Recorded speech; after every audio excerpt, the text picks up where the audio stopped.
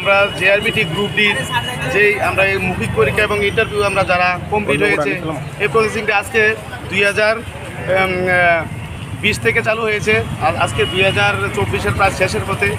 আমরা গভর্নমেন্টের কাছে আমাদের দাবি যেভাবে আমাদের প্রসেসিংটা সরকার সহমর্মিতার সাথে কমপ্লিট করেছে, এখন অতি দ্রুত যাতে আমাদের মেরিট লিস্টটা প্রদান করা হয়, এটা আমাদের গভর্নমেন্টের কাছে দাবি।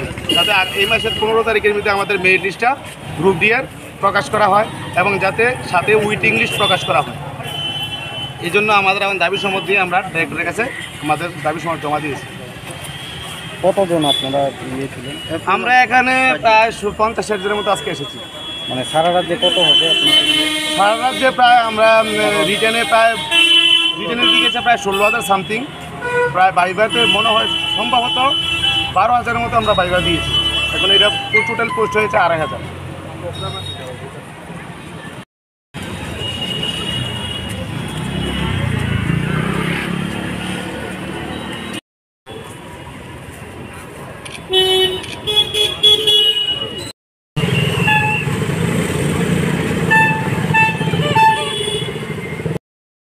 सारे